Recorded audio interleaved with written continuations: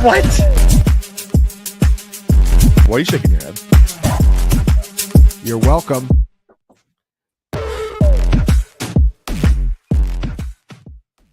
What is going on? Welcome to the Week 16 edition of Matchup Points here at FantasyPoints.com. I'm John Hansen, Graham Barfield, and Brett Whitefield, our guy Tommy Cheebone on the other side there. Shout out to Tommy for filling in for yours truly last week. I was literally stuck on I-95, basically driving to Florida, which is pretty weird for yours truly. Having lived in only New York, New Jersey. Oh, where are you going? I got to run an errand. Where? Florida. I'll see you in 6 hours. But we're ready to go. Graham Barfield laughing because he knows the area very well. It is the most important weekend in the history of fantasy football. That is my contention. Quite frankly, that's my contention every year. And next week will top this week. But we're not there yet. Let's get right to it. And I don't know how much time we should spend on the Thursday night game. It has such a small shelf life, but I think Javonte Williams is going to hit 5 yards rushing. But yeah, I think we all like Ladd McConkey in this one. Graham, I'll go to you here, fantasy wise. Like, anything stand out to you? We're using Cortland Sutton. We're probably avoiding the Broncos backfield if at all possible. We're using Ladd McConkey. And really the list of like sure thing starters kind of ends there with Sutton. I would include Bo Nix in that group as well, even though he's not running as much. I mean, he has been awesome for fantasy. QB7 by fantasy points per game over the last 10 weeks. I do like him in this game. But yeah, it is a pretty condensed game, John. I mean, it's really Sutton and McConkey for me as the top plays. I hear you on Javonte. No Jaleel McLaughlin tonight. Yeah, let's go. Let's get this backfield at least just down to two guys. Sean Payton. We'll at least have two guys to split with him. But yeah, I mean, it's not a bad spot. You know, this game should be close throughout. The only play I really don't like in this game is Stone Smart. Hayden Hurst will be back in this game. Stone Smart has been basically just a part-time player last couple of weeks, like 31 and 57% route involvement. I actually just gave out his under in the Discord about 30 minutes ago. It's 31.5. We're projecting for 17 on Smart tonight, but I don't know, guys. This is obviously a huge game, Brett. Like, Broncos can clinch a playoff spot with a win tonight. Chargers, obviously can do themselves huge favors. I've been having trouble with this game. I've really gone back and forth. Brett, do you have like a strong take on, who stands out tonight? I was talking to Tom Brawley about this in our DMs. I'm having a hard time with this game. Yeah, I have no idea which way it's going to go. I know what the Chargers won the recent was it 4 weeks ago now they played each other? I believe so. Yeah. A little longer, maybe. Yeah, maybe a tick longer. Gotcha. I don't have from a fantasy standpoint, I don't have a super strong take. I have a prop that I really like, and that's Troy Franklin. Oh, his consensus line right now is 18. And the Chargers are awful against slot. Fifth most schedule adjusted fantasy points per game to the slot over the past 5 weeks. They've given up the most explosives to the slot as well over that time. So Franklin's route share has climbed up. I think he's like over 50% the last 4 weeks. I kind of like it. What about Valet though? Because he lines up inside a lot too. Yeah. I think with Franklin's emergence, Valet has gone more to the outside. It's Valet and Sutton on the outside, and then Franklin mostly from the slot. So, and then Mims works in there too. It is unfortunately a 4-man rotation, but right. It's such a low number. 18 just seems really attainable, especially with the amount of explosives the Chargers are giving up to the slot. I mean, that's a really low number. I actually went on the Valet 30. He did well in the first matchup here. But Brett, I'll ask you, I'm watching the Charger D all year and I'm like, wow, Harbaugh's boy from Michigan is doing well. However, it does seem like they're dropping off a little bit, and especially in the running game. I mean, they got absolutely rocked last week by Tampa. So, I mean, that's where I'm at with Javonte at the very least, because they are giving up numbers right now on the ground. Yeah, I think we maybe mentioned it last week. They're pretty much on a downward spiral right now. Like they are just getting walloped on the ground, kind of back to where that run defense was with Brandon Staley, where it's just a ton of explosives, and then just they can't really force negatives, and I think that's a big issue. So two things you can't do as a run defense. So I that's definitely true. And then because of that too, the pass game's slipping a little bit too. The pass coverage, their play action's more effective now. All those numbers are coming up across the board, so that's not good in totality. Do you think it's fair to say that the lack of running game is hurting Justin Herbert too? Because he's leveled off. Dude's got 1 touchdown pass in his last 4 games. Yeah, that plus Ladd getting hurt / banged up at the absolute wrong time. Right when Herbert was getting hot, Ladd goes down. Will Dissly, Stone Smart. It's kind of been a weird mix there. But yeah, I think the run game's for sure hurting Herbert. He's got 3 in his last 4. My bad. That's what it is. But still, that's all terrible. in like gorgeous matchups too, John. I mean, it's been a really rough stretch. It's been a really rough stretch. Yeah, like Tampa. Hello. Yeah. I mean, like, and Atlanta. Atlanta 3 weeks ago. Oh, Jesus. That was brutal. Quentin Johnston likely to see a lot of Surtain, by the way, so forget it. Do you guys does anyone have a thought on Kamani Vidal? I know our Joe Dolan's in over the receiving prop, which should probably hit because it's like freaking 8 yards or something.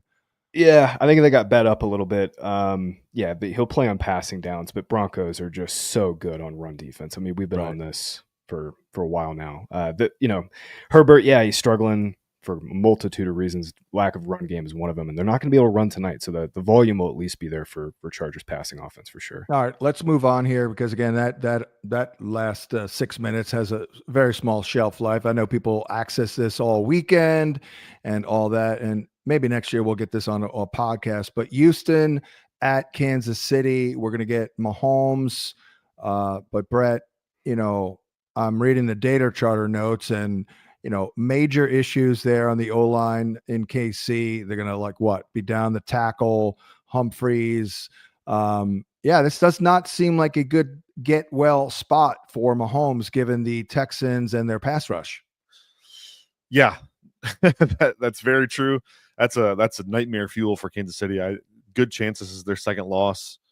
And then to boot, Houston's corners are playing really good. Kamari Lassiter, the rookie, has really stepped into a nice role. With Stingley, who's kind of the shadow guy, and Xavier Worthy's been such a disappointment so far, guys. Like the tape has just been so bad. I actually went down and broke down all of his 11 targets for Thomas earlier today and gave him some notes on that. So it's really disappointing what I'm seeing there. It's just he's just not there yet, and so I don't see how they move the ball effectively against the Texans defense. To be honest with you. By the way, he could see a lot of Stingley. Worthy if they want to just take him out. I guess they could do D-Hop too here. Graham, anything here? What do you make of Pacheco? I thought we'd see a ramp up here, and he took a step back last week. Huge step back. Yeah, they both got, him and Hunt both got 13 carries. Hunt was a little more effective, which was even more surprising. And then, you mix in the fact that this offensive line hasn't been very good.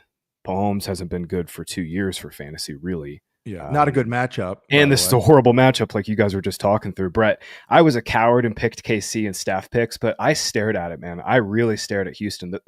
I have no confidence in CJ Stroud. If Stroud were playing a little bit better, I'd feel a lot more confidence in Texans, +3 in this spot. But I'm with you. This is definitely one of the biggest trouble spots for the Chiefs.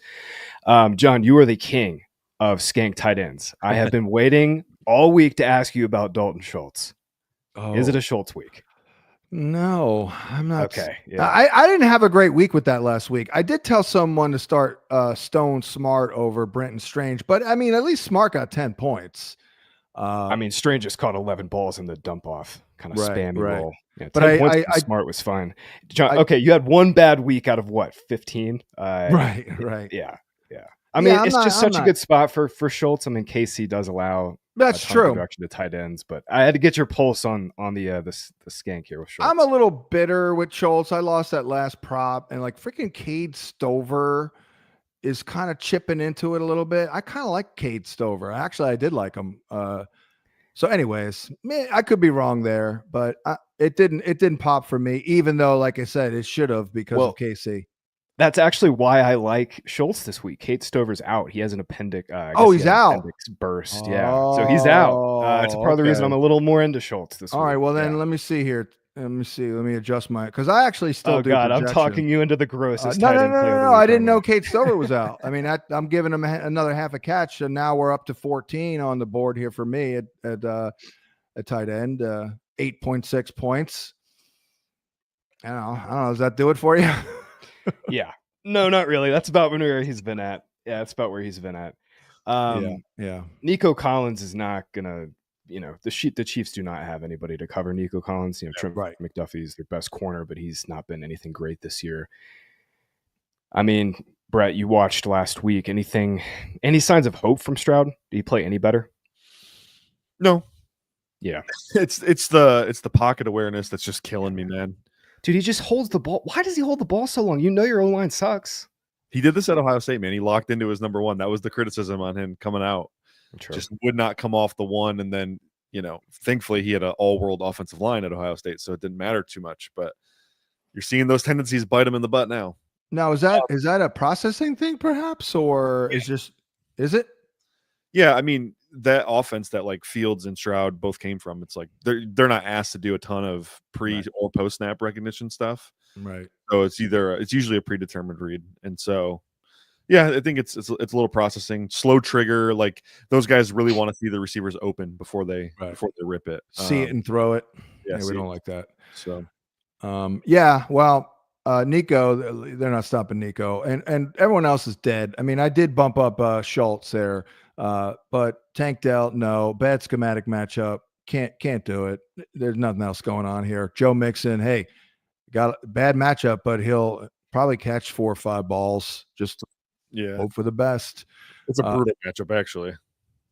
Do you think Kelsey is looking poor lately? I mean, he kind of looks like he's looked all year to me. It's like the offense is the problem, not necessarily Kelsey. Yeah, I think so. Sometimes it looks like he just doesn't care. Like it's so weird to me. Just very lackadaisical approach. I don't know.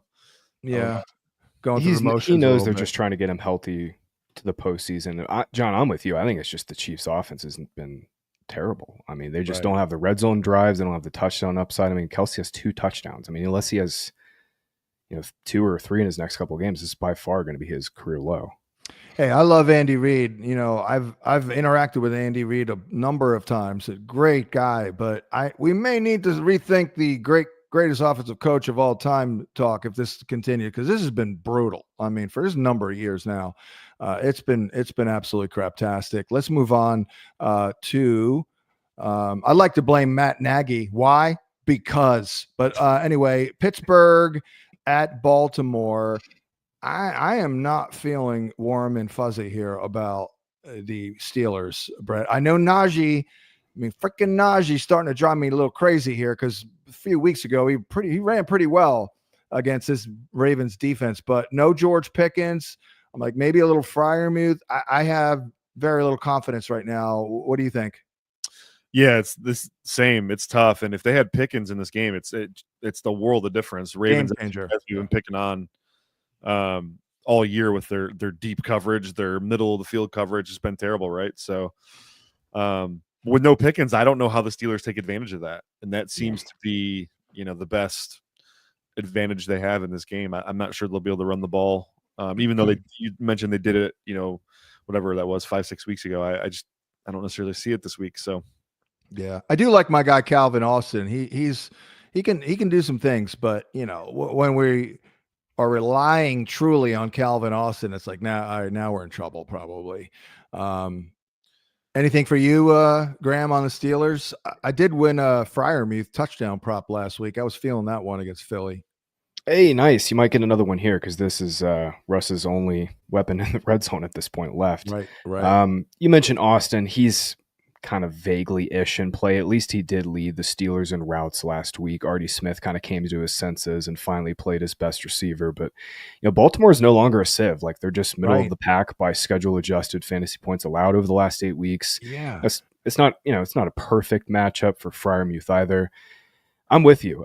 With no Pickens, this game I just don't see an avenue where the Steelers can get a big play. Obviously, they can win the game, but they're just dying for big play upside without Pickens. I think I mentioned that like a month ago. Tommy may have recall. I'm like, they're getting better. I'm sorry, they're getting better. Somebody said, "Oh, look who they've played." I'm like, yeah, fair, but I could feel it. Like they're not the sieve they were. Like, or they got their S together a little bit there. Over on the other side, I remember this previous matchup. We all liked Zay Flowers. Given the schematic here, single high. He did score. Dude only caught 2 balls, but I'm back for more. And I would think, Brett, Mark Andrews type of game here. Yeah, because he's kind of the man guy, right? Yeah, that's my angle here is Mandrews for sure. Steelers don't give up anything though to opposing quarterbacks in general. I mean, their defense is insane. TJ Watt, it looks like he's going to play. Alex Highsmith is back. I don't know. I think this game is a classic under whatever the total is. I don't care what you tell me it is. I think I'm going under. Yeah, I'm feeling it. So is our resident Steeler savant, the grinder, Tom Brawley. He's worried about them spiraling into like a little losing streak here, starting here. Bateman, I call it. I came up with a new term. You guys ready? When a game goes the opposite of like the data, or a player does something the opposite of the data. It was a very anti-schematic performance by Rashad Bateman last week, right? That's pretty good. You know? It's the Bateman. He's not playing this game, right? I don't think so. And I don't think they're going to have Nelson Aguilar either. He's been in concussion protocol. That'll at least condense things here. I love your Andrews call, Brett, but I'm back in on Zay as well, John. He had a drop in that game. I think it would have been like a 50-yard touchdown if I remember right, rewatching that game. Yeah. That would have really saved his day. But yeah, single high, Flowers is top 13, top 15 basically by every metric against single high. And the Steelers do not deviate. They played 72% single high in this matchup earlier this season. Still can't believe I played and lost the Derrick Henry prop last week, but that's the National Fake You Out League. Maybe it was a little too obvious. It was so obvious it didn't happen. Any concerns here, Brett? Because, this has been a bizarro year for Derrick Henry in that it used to take him 2 months to heat up. Now it feels like he might be fading a little bit here. Any thoughts? Yeah. So I said he was fading, and then he ripped off 140 yards a couple weeks ago. So I don't know. I don't want to plant a flag on that, but again, Pittsburgh's defense is just so tough, man. That's what I keep coming back to. So I definitely think this is a spot he could struggle. Although it's a game traditionally he would be awesome in, right? Colder weather, right? I don't know, in December. I'm sticking with it, man. I'm sticking with it. They just didn't need him last week. Lamar threw 5 touchdowns. That's true. I know. Pittsburgh's kind of a fake good run defense too. They're giving up 5.5 yards per carry off zone blocking concepts last 10 weeks, and obviously we know that's a big part of what Ravens do. Yeah. Henry Plus, it should be a lower scoring game here, Graham. Yeah. Yeah, the spread's only 6, even without Pickens, knowing that the Steelers' offense has been struggling. It's obviously a lot of respect to that Steelers defense, but Henry leads all running backs in yards per carry on zone blocking, so I still think he has tremendous upside in this game. Yeah, it would be. I would feel a lot more comfortable talking about him if I saw him, rip up a defense in cold weather, as we become accustomed to. I mean, the splits used to be insane, like September, October versus November, December. Forget about it with Derrick Henry. You are listening and or watching the Week 16 edition of Matchup Points here at FantasyPoints.com. I'm Sean Hansen, Graham Barfield, and Brett Whitefield. Couple of fields. Giants at Falcons. Giants are back with the white trash Bo Nix, aka Drew Lock. I don't know why that amuses me. It just does. No offense to anyone personally. It's just funny. I don't know why. Anyways, well, I mean, it is a pretty good spot, I guess, for Malik Neighbors. But the one thing I like here is, Graham, I'll go to you. How about Tyrone Tracy catching some balls here in this one? As the Falcons, that's what they do. They've done that. It's like regardless of coach or scheme, like the Falcons give up catches to running backs. They have for like 18 years in a row. And Tracy was getting the ball with Drew Lock in the passing game when Lock was in there. The only good thing that Drew Lock will do for Tyrone Tracy is dump off, because DeVito and Danny Dimes, those guys scramble and run a little bit. Lock, he'll run a little, but they don't do any design stuff with him. So you're right. Definitely helps the Tracy dump offs. Guys, I don't think I want to talk Atlanta here without Cousins. Brett, you and I were calling for Cousins getting benched last week. The Falcons actually did it because they're freaking desperate now at this point. I mean, that game plan last week obviously kind of showed everybody what they thought of Cousins. I don't know, man. I think Penix will immediately help this deep passing attack, but this game screams Bijan, obviously. I mean, Giants are just getting shredded on the ground. But, Brett, I've been wanting to ask you all week about what you think Penix will provide here. It's tough. I don't like rookies starting this late. Scare me a little bit. Dude, I don't know. So some of the issues they're having with Kirk, my fear is that they're going to have the same issues with Penix. Couple things to note. Throw for throw accuracy with Penix is all over the place. His ball location can be a disaster at times. And then he physically can't throw on the run. And this is a huge issue for me. And so if you're going to run a lot of this boot action stuff and try to move the pocket and get him off the spot, I'm just not sure where Penix fits into that equation right now, unless you're giving him all the time in the world to throw the football. And so right. Either that or they're going to completely change the offense. It's going to be shotgun heavy. What we saw early with Kirk, maybe. I'm not entirely sure, but that's just a little scary. I will say, though, the Giants play a crap ton of single high, especially lately. I think their single high rate's near 70% the last 5 games. It's great for Kyle Pitts, good for Drake London, and I think probably good for Michael Penix. Not going to see a ton of safety rotations and post snap, looks that kind of freak him out a little bit. So that's probably good. Giants do still have a pretty decent pass rush too, right? Yeah, they do. Yeah, they do. I was just stunned to see Penix's prop at 28.5, John. I mean, because we've been looking at Cousins props in like the high 230s, and I'm generally with Brett. I mean, rookie making his first start late in the year, obvious run heavy game. I was just surprised to see Penix get that much respect in the prop markets. I think we've got him projected for lower than that, but yeah, this Falcons are getting 8.5 points here. It's versus Drew Lock, John. I get it, but I think there's definitely some outcomes where this game is a lot closer.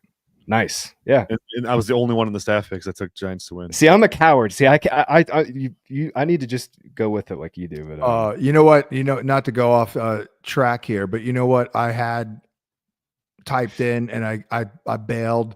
Was taking DC over Philly. But I see no one did that. So I was probably right to do that. All right. Let's see here. We did have a data point on Bijan, by the way, from one of our data miners. The Giants have been pretty good on outside zone runs. So, for what it's worth. But, and then it comes down to if they're nursing a big lead, it's probably Tyler Algier time. So, yeah. But I mean, we'll see some Algier in this game regardless, John. I mean, Atlanta's the most run heavy team in the league since their bye. And I mean, Robinson's gotten 26, 22, and 22 carries. Algier he'll get a handful for sure. My gut feeling is we are in fact going to see something happen downfield with Kyle Pitts. Maybe even this game. Maybe even I know. It's a great matchup for him, dude. It's so good. And the last 2 national games, I'm going on this damn TV show looking like a jackass, but I'm like, look, Deebo Samuel, like they're gonna try and get him the ball, blah blah blah. Drop the 20-yard touchdown, right? And then Monday night, I'm like, I know.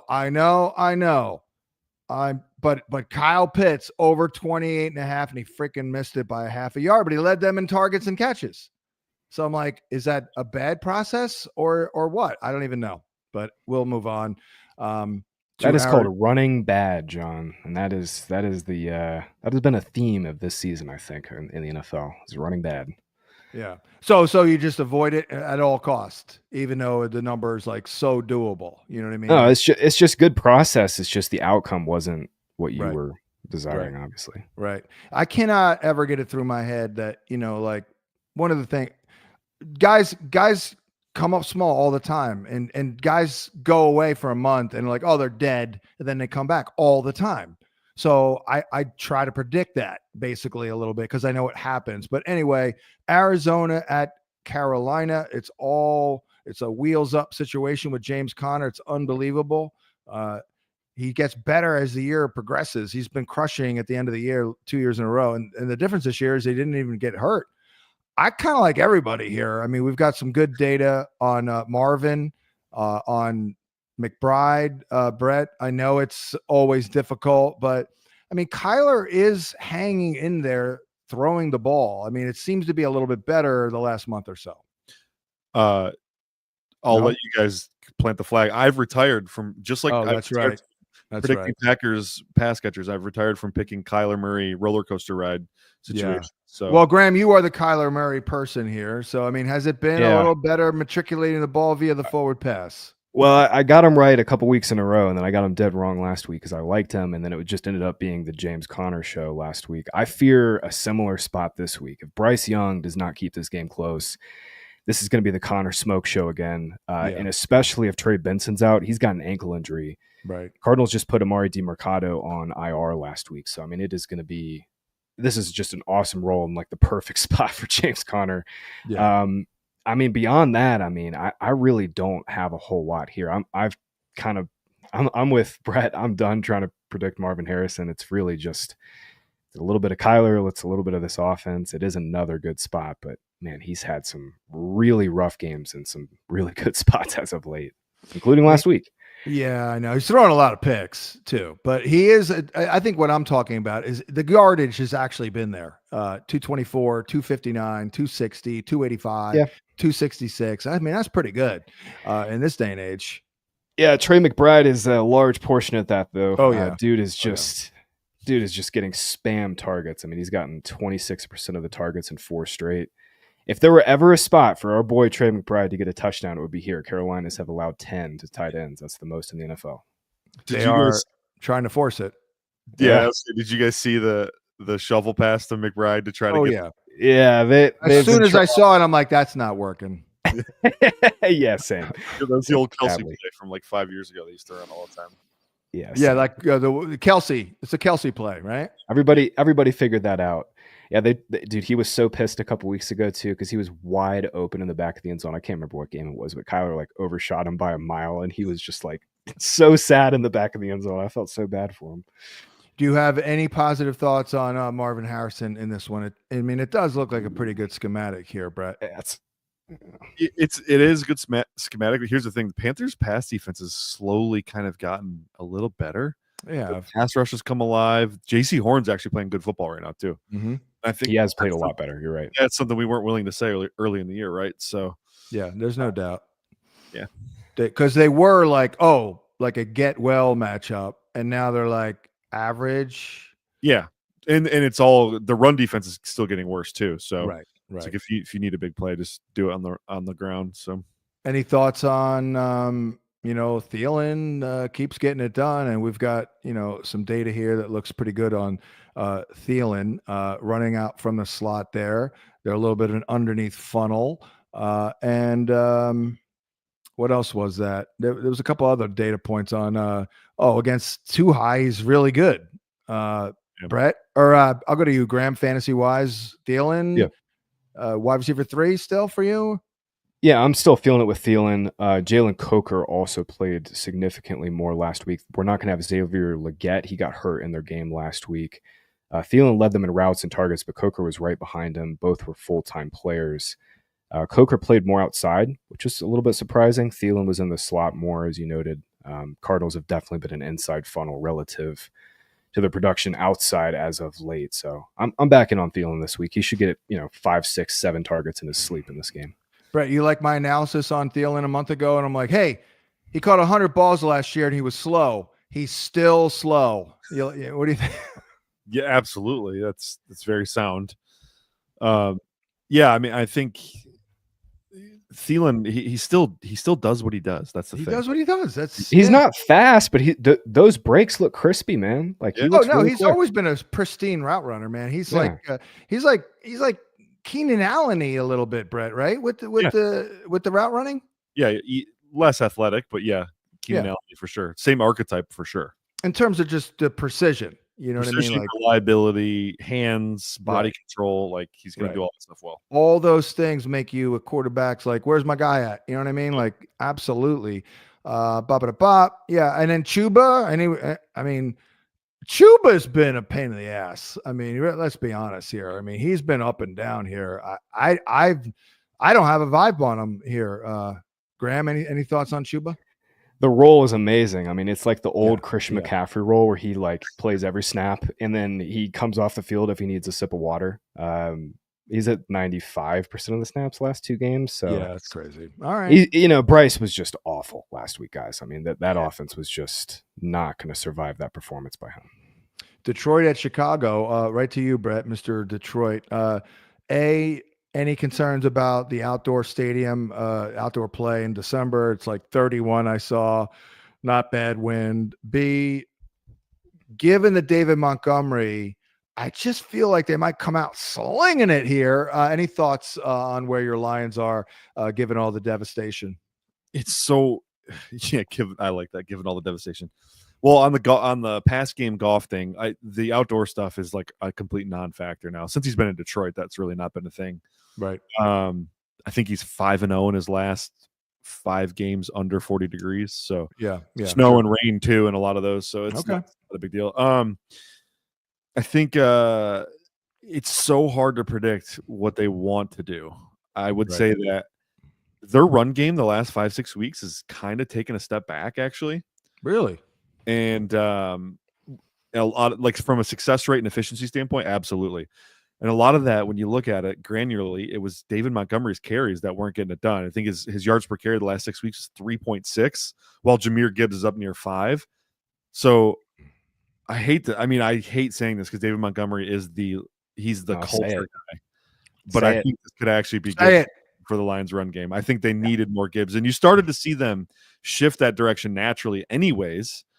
And now I think that it's here. I think this is like, if you're in the playoffs and you have Jahmyr Gibbs on your team, you just got the biggest gift you could imagine. Oh my God. Graham, Jahmyr Gibbs is the man. I mean, he is Alvin. I mean, he's damn near Alvin Kamara when Kamara was peaking here. I mean, Alvin Kamara with Chris Johnson's speed. I mean, like, yeah, dude, that was my comp. My comp. He is CJ2K. And you're now dropping him in a role where he has the ability to get every single carry. Yeah. I mean, you're right. I mean, he's the best play in fantasy this week by far. If your projections don't have Gibbs like 2 points ahead of literally everybody else, you need to reevaluate your projections. That's where we're at with Gibbs. Mine have him at 1. Bijan at 2, 2.2 points behind him. Look at that. Boom. I mean, seriously, like it's just the absolute best spot too. I mean, Bears run defense has collapsed last couple of weeks. They've lost more players along the defensive line. Right. Brett, I felt the same way all year. Like I do not want to hate on a good player ever because David Montgomery is a great player. But there have been so many plays this year, like maybe 10 to 15 to 20 that I could point out where it's like, if you just gave this play to Jahmyr Gibbs, it's probably a 50-yard play because the dude's just so much better. Yeah. I think there's a chance this offense is better too because they're a little more pass heavy. Because John, that was my lean too. That's the way I read it after Montgomery. It's like Goff's playing at an unbelievable level. We got Sam Laporta finally playing significantly better. He's involved more. J-Mo's obviously Patrick. I mean, they've got all their dudes, right? Like Amon-Ra's back on track. He started slow, but he's back second in the league in yardage or whatever now. Like, yeah, I mean, he's I think this is a smoke him if you got him game if you're Lions. And this team is so well coached. Like, if there's one team in the league that could overcome all of these injuries, it's certainly these Lions. Sam Laporta gets a good schematic here with the single high. Amon-Ra and Jameson do see reductions, but Brett, the Bear D. I mean, think about it. I've said this a couple weeks ago on the VSiN show. I'm like, think about it, people. Like Matt Eberflus, that was the guy. That was his deal, defense. Okay, and their defense seems disheveled. Like I feel like the Lions could drop 50 on their asses. I hate saying a professional team looks like they quit, but they look like they've quit. It's sad. Yeah. They've lost 7 in a row, and Caleb, bless Caleb's heart, man. That dude is trying his ass off. And it doesn't look pretty, and he's making a ton of mistakes, but, man, he is not giving up. But that defense, man, woo, different story over there. I don't know what to say. It reminds me of the Jets. When they fired Saleh, that defense just fell apart for a couple Right. It's just like, oh, Oh yeah, we probably needed the guy that designed and calls the defense. That's our bad. Exactly. Like, don't ever hire a defensive coach as your head coach, but if you do, don't fire him mid-season. For the Bear, there is hope for DJ Moore based on the single high and the man, right? And corner injuries in Detroit. Yeah. It's not a bad spot for Keenan Allen too. Lions have been better against the slot, but Bears they're gonna have to chuck it in this game. Yeah. I saw last week Cole Kmet still played in the NFL. I was like, oh wow. Oh, I did not know that. Yeah. He's still running rats out there. Unbelievable. Dude goes from being like a major needle mover with Justin Fields of all people to you're dead, dude. Sorry. Granted, they brought in Odunze and Keenan Allen, of course. Moving on here. Any thoughts on Swift? I'll tell you what, Brett. Swift he's kind of bringing it. I got to give it to him. He's kind of bringing it last couple of weeks, I see. So was it Graham maybe that brought this up? Maybe it was you, John, actually 6 weeks ago. Like the Lions aren't good against gap concepts. Yeah. And I was like, sample's really small. We'll wait and see. Well, guys, it's pretty clear. Lions are not good against gap concepts. Now, unfortunately, Chicago's not going to run many of them. So this should be a bad schematic matchup for Swift. But if they do go to a little bit more gap heavy scheme, especially with some of these RPO feeds they're doing, that could be problematic. Lions, that may have been Graham. I'm not sure. I think I was talking about them being a little vulnerable on the edge there. But anywho, and then Caleb, don't do it, right? I mean, he did get the numbers last time on 48 attempts, but it's like, if you don't watch it. That's what I would say. Do not watch the game. His rookie season reminds me of the world of Trevor Lawrence's, where like Brett said, he's out there competing his ass off and getting his ass kicked every single week behind a bad offensive line. But he's never going to live up to the hype. I think we have that answer by now. Yeah. Probably. Cleveland at Cincinnati. DTR, the quarterback, he actually might live up to the hype because there's no hype. And Graham, do you just bail from Jerry Jeudy here? DTR is hypeless, absolutely hypeless. Yes, I am not bailing, but I'm pretty much close to it. I mean, I've had him as a must-start wide receiver 1 in my article for 5 weeks now, and I've got him as like a flex play. DTR has never passed for more than 165 yards in a game. His yards per attempt, all of his efficiency numbers look horrific the last 2 years. Went back and looked at our fantasy points data suite. His catchable throw rate is at 67% last 2 seasons. That'd be like the same rate as Drew Lock. Yeah. It's scary, John. It's scary. I mean, I don't know if you have Jeudy, and I do in a bunch of leagues, I've been relying on him. I'm not bailing, but the only thing we really have to hang our hats on is at least the volume will probably condense here, and Joku's out again, most likely, but yeah. It's not great. Protocol too, right? What's that? Isn't Tillman still in protocol too? I think he's trending toward a return, though. It might be. Well, he was limited last week too. True. Did not get back. Yeah, There could be something up there with Tillman that they're seeing neurologically that he's not been able to clear. I really don't know. Wow. But yeah, I mean, I don't know. I really don't know. The good news is, as Brett has been saying on the show all year, is the Bengals cornerbacks stink, but that's really all we got here. DTR's been forcing it to Njoku and is a little limited playing. I bet you he's just going to have to do that with Jeudy. Like, that's it. Like, Judy's the guy. Like, he's the first read on every damn play. Well, Stefanski's he's a great coach in the sense that he just every time they lose a piece, they condense targets. So I have hope in that sense that Judy's probably going to get 30% of the first reads. It's just, man, I don't know how many of them are going to be catchable. That's the problem. Yeah, I mean, otherwise, I don't even think we need to really talk about Joe Burrow. I mean, he's balling the F out. Good schematic matchup. Chase looking good. Higgins. Both. Yeah. Monsters. Can I just say, I pulled this week in the, 9 games they've been together with Higgins? Yeah, 9 games Chase and Higgins have been together. Chase is averaging nearly 1 fantasy point per route run against single high coverages. That's insane. That is insane. That's 2/10 higher than Puka Nacua. I mean, he's just having what is it when all-time Higgins isn't there? I'd have to go back and pull a split on that, but it's lower. It's like lower by 2 or 3 tenths. I mean, Higgins is just such a crucial part because of how he dictates coverage for this offense. Yeah, and because Zach Taylor turns into a pumpkin when he doesn't have Higgins for whatever reason. Yeah, true. It changes. Yeah. Chase's role was awful without Higgins. Like, it was all the short A-dot stuff. But, yep. Yeah, John, I'm with you. I don't really think we need to talk too much about Bengals. I mean, this offense is just awesome. It's super Chase Brown. I will say real quick, T. Higgins did pop up with a knee injury today. It seems like it's no big deal, but just something to monitor tomorrow. Okay. Chase Brown is he looking good with this role? It's unbelievable. It's like if you had Chase Brown, you were in on him. I was in on him. He was on my list. Me too. I mean, this is just beautiful. Like, this is just fantastic. Yeah.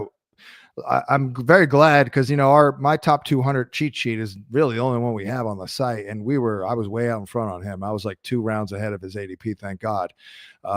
Moving on to Tennessee at Indy. I mean, do we thank God that it's Mason Rudolph time? Graham, do you even go there with Chiggy Okonkwo? Because I can't believe it. They're just in for their Okonkwo. Yeah, it is the Christmas season, John, but I'm not excited for Rudolph at all. Their 3 starts with him, I mean, they were the worst team in the league by scoring rate. Rudolph was on the bench behind Levis for a reason. The Titans are going to be drafting a quarterback, obviously, in 4 months from now. At this point, I mean, Ridley's just a volume-based flex play. I mean, it's such a good matchup. Colts corners can't run with him. They're giving up a ton of production to outside receivers. But yeah, I mean, Rudolph is basically, in terms of catchable throws and everything in his starts, he's been right there with Levis. He's been pretty bad. And, it is a pretty decent spot. Colts don't have any good corners. Their pass rush stinks. But, Brett, I mean, it's been rough watching this Titans offense the last couple of weeks. It's basically been all Pollard on early downs, and then they try to rely on Levis on thirds, and it's just not been working. Yeah, this is what happens when you put an erratic passer like Will Levis into a West Coast offense. It just doesn't work very well. No, it's never going to work. How great did our guy, or maybe it's just my guy, I don't know, Tajay Spears look last week in the passing game, man? He was moving like he's healthy. Did he pop to you at all, Brett? Like, or am I crazy? Yeah. He looked great. He looked like the Tajay I know and love. I'm sad we've only seen that guy a few times in the NFL. Yeah, man. He's what a lost year, but we might make up for it here. Graham, I mean, Pollard's been playing hurt, but man, I don't see why they overexpose a guy. Like, what are you doing? Like, you're not going anywhere. Yeah, that's it for Indy. It's still bad, Brett, with AR, correct? Still bad. Yeah, I think you're seeing improvement in some aspects of his game for sure. I thought he was every bit as good as Bo Nix last week. The Denver team as a whole just played better. But it's you're still not getting the results you want, though, is the problem. So he's still well under 50% completion rate in most games, and but I'm definitely seeing film improvements for sure. We just got to see it translate now. All right. Graham, anything jump out to you? One thing that jumps out to me is Michael Pittman the last couple of games looks a lot better, yet he's still on the injury report with his back injury. Yeah, he's looked better for a few weeks, but I mean, with Richardson, the volume here is just gone. Catchable volume is gone. Pittman's outside of the top 35 by catchable targets. I think Downs is outside of the top 55. It's brutal. I mean, Downs is such a talented player, but he has just been nuked in this offense. Jonathan Taylor's dropped fumble last week might have been the most egregious play in fantasy football history. That was an 8-point swing. Just unbelievable at the goal line last week. Brutal. This is a great spot for him to redeem himself. The Titans are giving up the most touchdowns to opposing running backs, but I mean, he absolutely screwed everybody last week. That was awful. That was. I mean, it's not the greatest schematic here for Josh Downs.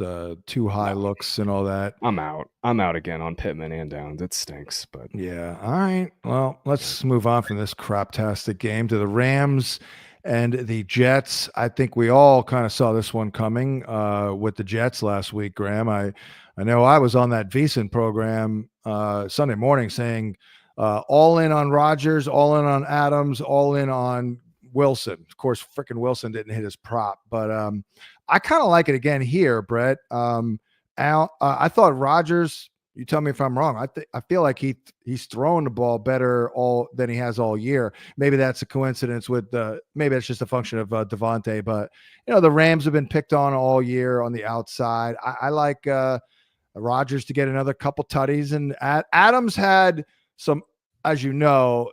I mean, he had a couple of those catches were probably like up there in his career last week.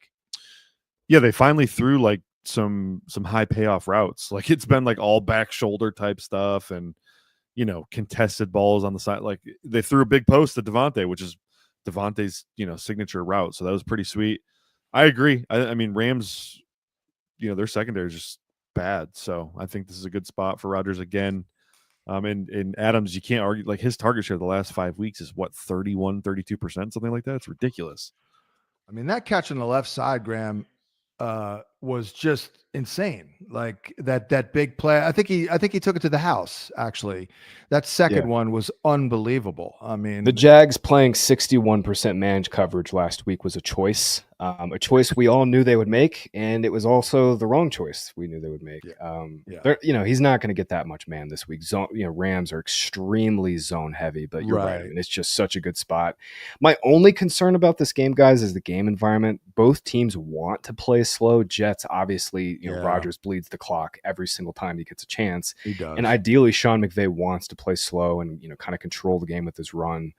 We just need some big plays in the passing game to kind of shoot this game out. That is my one concern here, but I think this in general, outside of like maybe Breece Hall, I think this is kind of a smoke him if you got him game here. Hey, Breece Hall's not even on the injury report though. I know, but man, we've been watching the same games. It's not even close to the same player. 50% of the snaps last week too. Right. Yeah, I'm just talking. Do we use him as a viable third running back at this point? He's a flex again, I think, John. Yeah. Unbelievable. Yeah. Jet's gonna jet. I keep screaming. They've ruined. I feel like they've kind of ruined a peak year by Breece. It makes no sense for Breece to even be out there. Like if he's legitimately hurt too. Like what are we doing? Why risk him? Why risk further injury on a knee that he needed? Freaking Davis, he's like a fireball. That kid, man. He's got some yards created, baby. Yeah, he popped a little bit. Yeah, I remember at the Senior Bowl, Brett. I'm like, who is this guy? Like, oh yeah, I forgot about him. Like he always looked pretty good. Are we in or out on Cooper Kupp? It's a little confusing because he's not great against man, which they run a lot, but the Jets have been that. I'll go to you, Graham. They've been that slot sieve a little bit, actually, per our data. Yeah, huge. This is a really good matchup. Jets have allowed 6 most schedule adjusted fantasy points per game slot receivers over the last 8 weeks. We said it last week on the matchup point show. 49ers have been really good against the slot. They've been like league best. Obviously didn't expect the 0 from Kupp last week. So if you did survive, I'm back in on Kupp. I don't think he's must start, but he's a really good wide receiver too this week. And Puka's going to do what Puka does here. Puka is looking good against man coverage. That's for sure. Let's move on to the Eagles and Commanders. And Barkley, Graham, a little banged up here, although DC's main deficiency on defense, I would argue, is their run defense. It is. Is Saquon going to get going here? It's been kind of crazy. The 3 guys who won leagues this season, Saquon, Henry, Kamara, they've all slowed down. Obviously, last week, the Eagles wanted to kind of come out and prove a point. It was like the first week that their pass rate has not been like -10 under expectation. Hurts played really well last week, too. I thought the timing anticipation stuff was really good against a good defense, too. This is the spot for Saquon to get going, though, John, for all the reasons. I mean, obviously, Eagles can clinch the NFC title with a win. They want to beat up on a division opponent, and Saquon in December getting a ton of carries just makes a ton of sense. John, Terry McLaurin is set up amazingly here. Noah Brown's out, Zach Ertz in concussion protocol. It's a horrible schematic matchup, but the volume for McLaurin will be there this week. But this matchup is awful for McLaurin, obviously. He's just set up so well from a volume perspective. Yeah, it could be one of those 9 catches for 42-yard games, Brett. Yeah, he's tricky.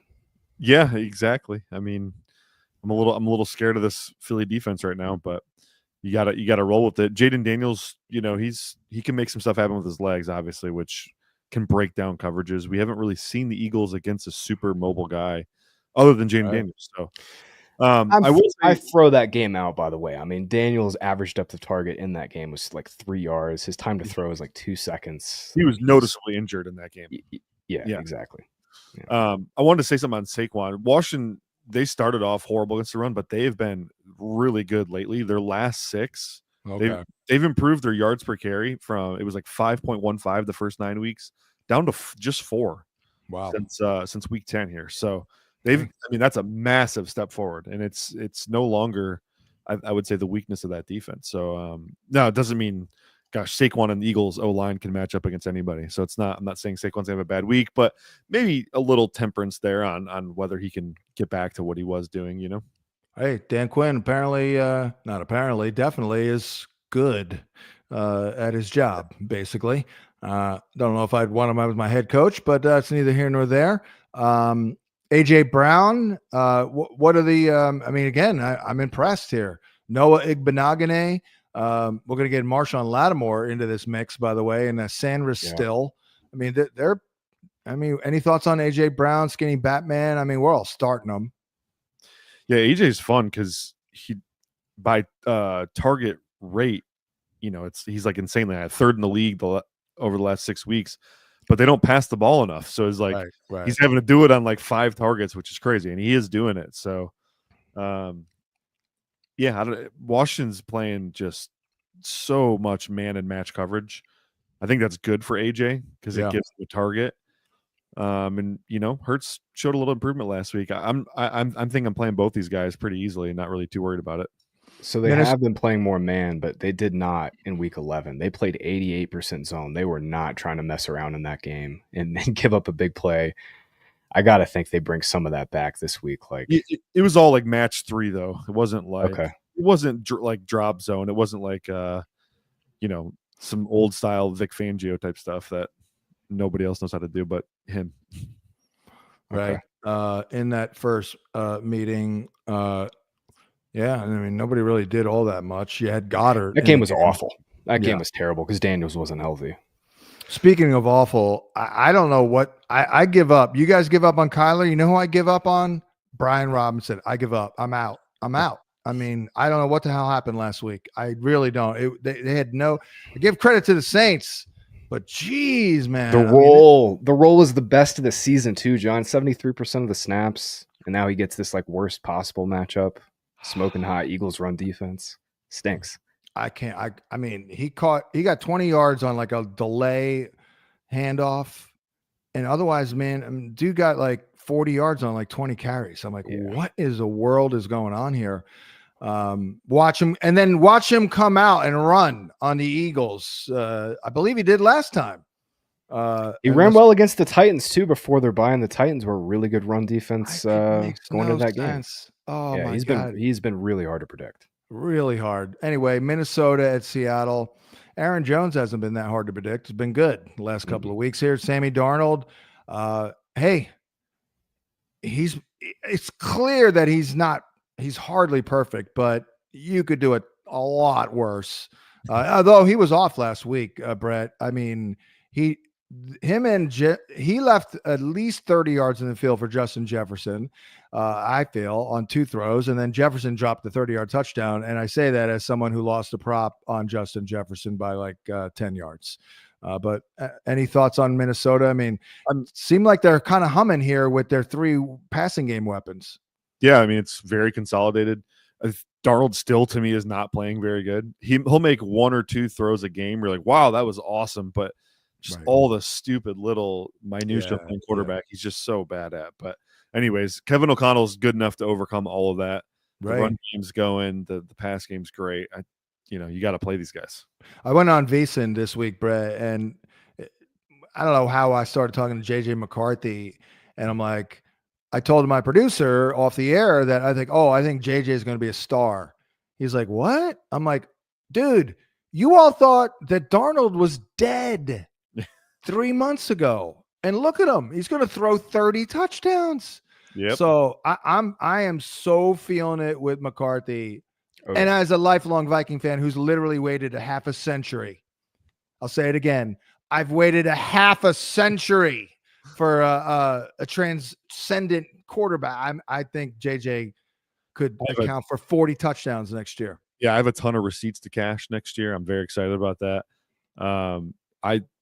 JJ was my number one QB in the class. I think he's going to prove me right pretty easily. So yep. Let's go. And the supporting cast and the coach and all that'll help the process along, no doubt about it. Well, he'll help this offense because he's so good at the second reaction stuff too. I mean, Darnold is just a dud, like an absolute dud when it comes panic attack. He has a panic exactly. attack. If he's on schedule and everything's in rhythm, you're like, wow, I could watch this all day. But then the second he gets thrown off that rhythm, that's it. Yeah. That's it. Some people, that's when they're at their best, some at their worst. Russell Wilson, best. Sam Darnold, worst. Your boy JSN is usurped DK Metcalf. I mean, it's not over for DK Metcalf. He does have a good schematic matchup here, but no one's shying away from JSN right now, Graham. My goodness. I never thought that he would. Wide receiver 5 by fantasy points per game since week 8 is insane. Last week, 36% of the targets. I think he's usurped Metcalf only because Metcalf isn't healthy. Like, I absolutely refused to believe that DK Metcalf would be the wide receiver 2 by a distant margin in this offense if he were not healthy. He's been dealing with a knee injury. He's on the injury report with a shoulder injury too. If he were healthy, John, he would be like one of the top receiver plays on the slate. It is such an unbelievable matchup for him, but he's not. And yeah, it's just going to be the JSN show, unfortunately, for Metcalf once again. Real quick injury note here. Ken Walker should be back in this game. He got back to full practice today. Obviously, Zach Charbonnet has been awesome. But, guys, I mean, you can't bench Charbonnet, right? Like, he's just been playing so well. Like, this will probably be – John, you think this will probably be some sort of committee moving forward, right? Yeah, but, I mean, the matchup's not great. Yeah. That does seem like a recipe for disaster. I mean, the Vikings have been pretty damn tight here. In fact, fourth fewest schedule-adjusted fantasy points per game to running backs, Brett. They've been pretty damn good against the run, don't you think? Absolutely. I mean, you can't blitz the way they do if you're not good against the run. So it's a prerequisite to that defense working. So they sell out to stop the run so they can get into those blitz packages. But yeah, Charbonnet's also banged up now, though, isn't he? He is too. Yeah, he's got this. He's got an oblique issue. So we'll see. Obviously, we're waiting. You'll be waiting on that. Hawkinson looks really good, though, Brett. Don't you think? Hawkinson looks. He's kind of back. He looks fluid for sure. I see the confidence growing. I don't see the explosiveness yet, but it'll come. Yeah, and then freaking Addison is a baller. I mean, say what you want, man. I know he's a little polarizing. I thought he was going to be good. I mean, that was my gut feeling, and he is. He's in the middle of an awesome second-year surge. I mean, you want to talk about JSN in a second-year surge? Jordan Addison on tape looks unguardable right now. I mean, he's a badass. He is a freaking. He looks badass. so quick, quick. Yeah, I mean, he's a tough dude too. I mean, he's tiny, but he takes some hits here. Aaron Jones looking good. They're being smart about using him, like not overdoing it. And Seattle is there. You can run on them, as Josh Jacobs showed last week. Let's move on to Jacksonville and the Raiders. No one needs to discuss Brian Thomas Jr. He's balling the F out. Brenton Strange I have him ranked over Travis Kelce this week, Graham. How about that? I mean, come on. It's not egregious either. I mean, this is the Ingram underneath Hoover, all the short 5-yard throw roll, and this is the best possible matchup too. I mean, Raiders are just getting smoked against tight ends, +5 schedule adjusted last 8 weeks. It makes sense, but I just got to shout out to my guy BTJ, man. That he's the real deal. John, I think he's going to go at the 1-2 turn in fantasy next year. I think like 10, 11, 12. Me and Drake were talking about that. We're like, how about a little BTJ Chase Brown at the turn there? That's pretty horrific right there. It does sound pretty good. Yeah, BTJ is I mean, we were on it last week with the Jets. Their secondary has fallen apart over the last 6-7 weeks, and Raiders just don't have anybody to run with BTJ. Mac Jones is his chemistry looks pretty good there with BTJ there as well. Brett. Mac Jones is not setting the world on fire, but he's running the offense well. Hitting the first reads, getting the ball out. Hey man, and he's willing to take shots too. Yeah. So I mean, Trevor plays those plays so fast, it usually ends up in a check down.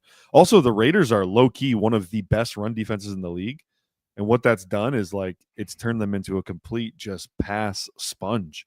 I mean, they have the highest pass rate over expectation against them. So I mean, I think that's also great for BTJ and for the aforementioned Brenton Strange there. I think this is a really good game script for them. Jacksonville's been inconsistent running the ball all year anyways, so it's I think it just sets up for a really nice game for those guys. By the way, you want to check on a body language report with Mac Jones last week? Woo, boy, my man was feeling it out there, hopping around. I mean, he had the Conor McGregor walk going. Oh yeah, I mean, the least deserved Conor McGregor of all time, but hey, I mean, I like playing with the swagger, playing with a little vibe. He's among his people there in Florida. You know what? That really is it, John. Especially in Jacksonville, it's just a special type there in Jacksonville. Yep. Hey, good news in this game too. Aiden O'Connell is going to play, so we won't have to watch Desmond Ridder again. Thank God. And it gives this game environment a little bit of a chance here, guys. A little bit. Hey, you act like I watched it. Full disclosure, I did not. I'm not. I can't. Well, there was another game on live. You think I'm going back and watching that crap? No, sorry. Yeah, it's week 16. No, I pried my eyes open and watched it, and it was awful. I give you credit. O'Connell is coming off an injury, but we've at least had 1 or 2 good games this year from him where he's been serviceable. I think he's still their best option, but he was so bad against Tampa, and he was basically a walking turnover in that game, and then he got hurt. So hopefully, in this good spot, we get a decent game from O'Connell, at least for the sake for Bowers and Myers. That was a scary showing because I freaking liked him that week. Same. I mean, what? It's like one of those what? Anyway, he got hurt and kind of he got hurt. No, he was going to be bad the whole game there. He was probably going to throw another pick six, but another matchup, another chance here. And certainly Jacoby Myers looking good. Brock Bowers, Brett, early in the year, Bowers was Mr. Zone, but now he's Mr. Man Beater, right? It seems like Brock Bowers is good and he beats everything. Yeah, it turns out being good at football yields those results, right? Sometimes the man versus the zone splits are more quarterback stats than they are specific player stats. So probably ebbs and flows with whoever's playing quarterback for him. Yep. I always think of quarterbacks, shitty ones, especially struggling more against zone than man. But I mean, every situation's different. Yeah, I mean, against man, your sight picture is going to be cleaner. You know what to expect. Right. Now you got to be confident enough to beat those tighter windows, but you at least know what to expect. You know where you have accountability. Everything's defined out there, And then Graham, disingenuous. No offense to McCormick. That's it for him. Alexander Madison or Amir Abdullah in a PPR in America. Go. Option 3 and the squirt gun goes off. I'll go Abdullah. He at least gets the passing down work, but I mean Madison's just been so bad all year. Oh Jesus. Yeah, Raiders been, they finally get a decent back in there. He's got a little bit of juice, and of course McCormick does. Yeah, he was insincere, John, but it does suck the way he got hurt. He was limping pretty bad out there. Feel bad. And then Zamir long gone. You got Zamir, Sincere. Amir. Well, Amir. Wow. Yeah. Amir. They got a market cornered over there. San Fran and Miami. This is an interesting one. We're projecting Jalen Ramsey to shadow Jennings. Debo out there dropping 20-yard touchdowns. Pearsall not ready. I'd say another Georgie Kittle game. Graham, the backfield. Where are you at here? Because, I mean, you got to go Patrick Taylor. But do the other guys, is that scary? I mean, I don't think they have an allegiance to Patrick Taylor, but he should know the offense better. He knows the offense a little better than Izzy Abanikanda. That's true. Abanikanda was a healthy scratch last week. So, I mean, they really trusted Grendo last week. I don't know, Brett, you would know, you've watched more 49ers offensive line than I have for sure. But I just, last couple of weeks, especially without Trent Williams, this Niners offensive line is just not the same group. Obviously, you lose Trent Williams. We don't need to talk about, how great Trent Williams is, but just in general, I mean, they've just not blocked as near as well this season. I think this game, John, to me, the way I see it is just like the Niners come out and chuck it. They say, screw it. We know we're done. Me too. Taylor's their fourth string running back. We haven't been able to run the ball. Miami's not bad against the run too. Like I could see Purdy dropping back 40 or 45 times here. Big Kittle day. Big Kittle day. That's for sure. Especially with Brett, you think Ramsey shadows Jennings, right? Yeah, probably shadows Jennings. The thing that's tough with, I think Kittle is a great matchup for Kittle schematically. I do worry. Miami's pretty solid in the middle of their defense there. Javon Holland, they got good cover linebackers and Jordan Brooks and Anthony Walker. Just a pretty good defense, man. They're not bad. Yeah, despite their injuries. Yeah. So you're hoping to get some good one-on-one matchups for Kittle there to exploit, but zone-wise, they'll hold up. But they do. They're another team that just pass rate over expectation against them is through the roof, especially lately.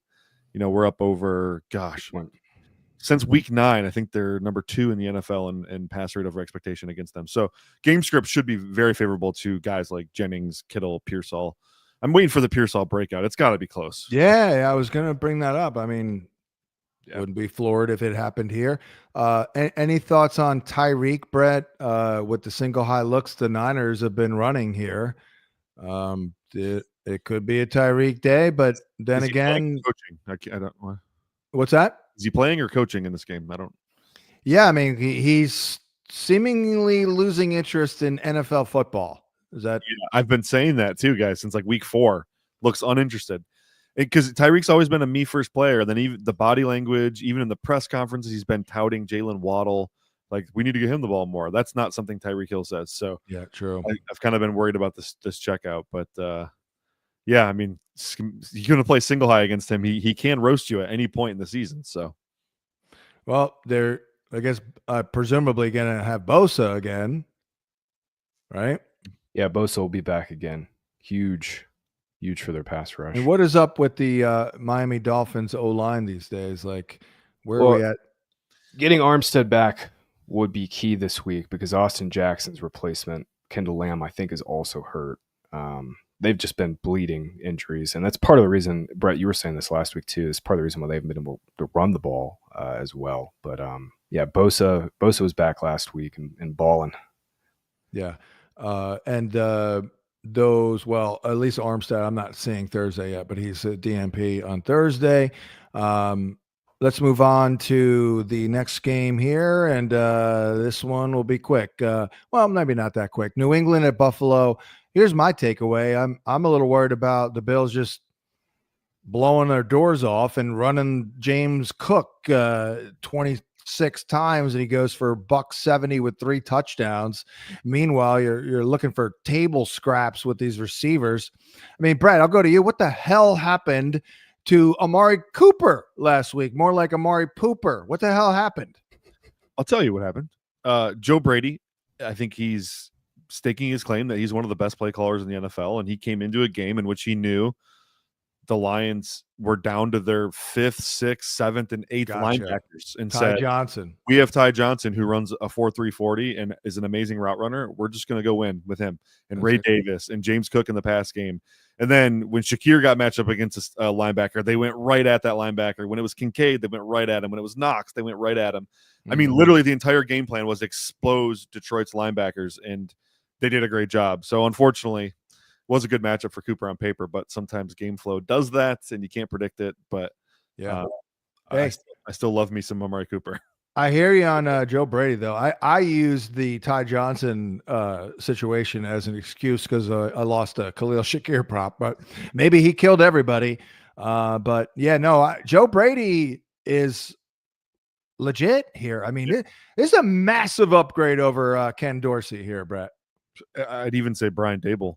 The ingenuity is just so much different. I mean, it's so he's amorphous game to game. It's like whatever we need to do to get easy layup, big chunk plays will do it, and it changes week to week. It's hard. It stinks for fantasy because sometimes it's hard to predict. But man, this Bills team is going to be hard to stop in the playoffs. Well, I'm pulling hard for Bills Super Bowl just for the obvious reasons. I mean, Bills have like the most maligned, besides maybe the Vikings. Honestly, John, you guys are Lions. Like misery loves company. Yeah, Lions for sure. Lions for sure. Lions or Vikings versus Bills Super Bowl would be epic. I mean, it would just be awesome. But the scary thing is, to that point about Brady and this offense, is they can play both ways now. Right. They can come out and they can kick you in the teeth and run it 35 times, and they can also play superhero ball with Allen. It makes them very, very scary this year. To me, John, I'm with you. The only concern in this game is if the Bills put up 31 in the first half and they just don't have to do anything in the second half.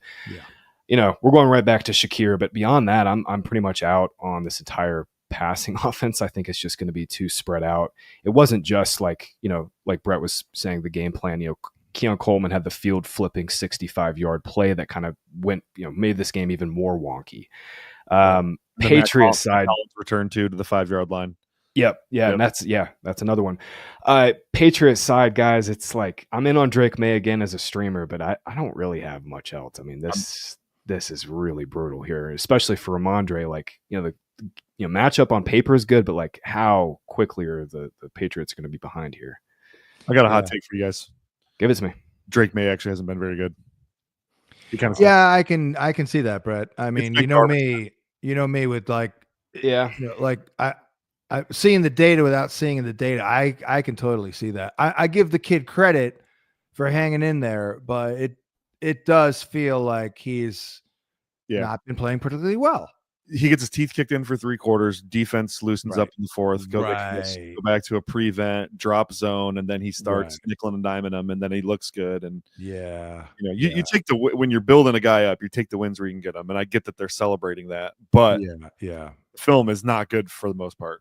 Yeah, I would say with Amari Cooper real quick, like if you're banking on a guy to make one big play, like just give me a chance to make one big play. Like I do think Cooper could make one big play in this game against. I don't think we're not worried about like a travel with Gonzalez, right? No, and Gonzalez has kind of been up and down anyways. So. Yeah. Oh, actually, we are projecting that. I think. Oh, okay. Yeah. Oh, wow. Okay. All right. Well. That's not good because we're always usually right. He's been great in man this year, but when they play zone, he's just right. Okay. All right.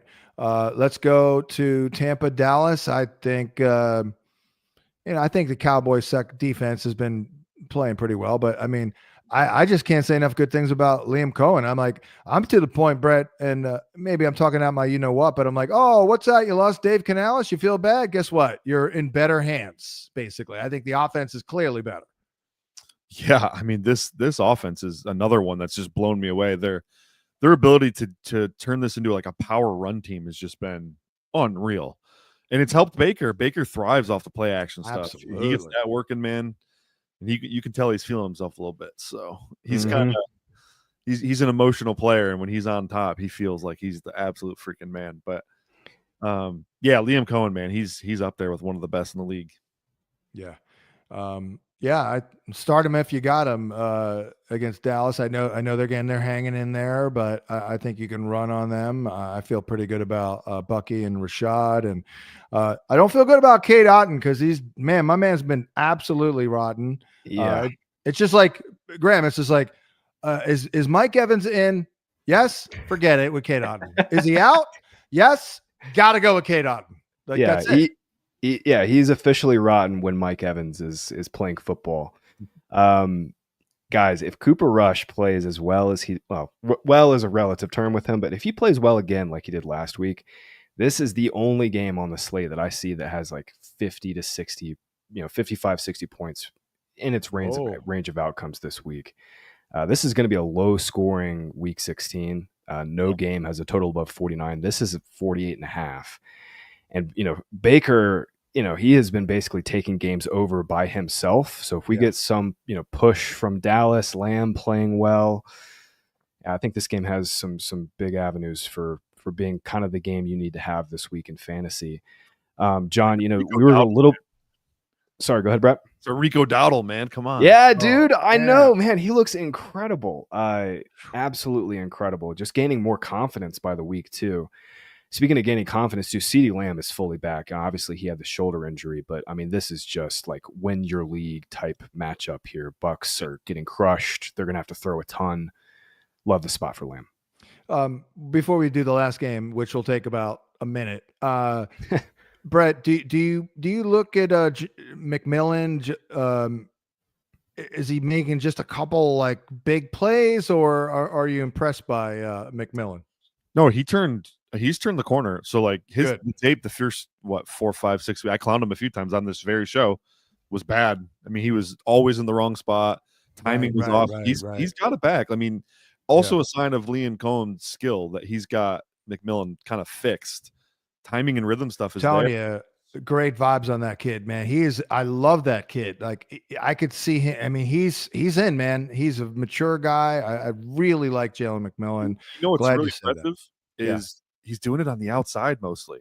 Yeah. This guy's a primary slot receiver in college. I mean, and that's not easy. Going from a space-driven offense in college where he's the slot receiver to a primary X, basically, is what he's playing, X and some Z.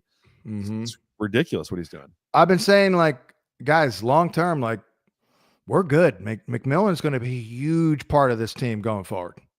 Definitely, even with Godwin back, if they can, I think. Yeah, I think Godwin walks in free agency at this point. There you go, man. I mean, McMillan stocks are up.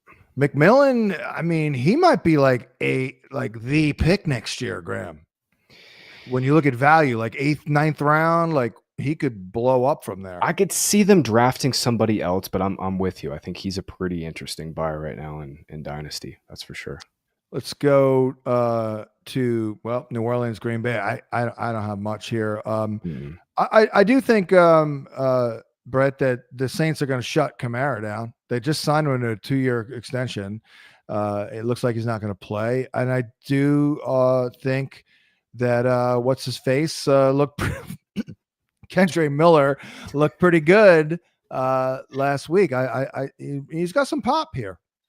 Yeah, I liked Kendre coming out. It's been a very disappointing start to his career, but man, he looked good last week. That's for dang sure.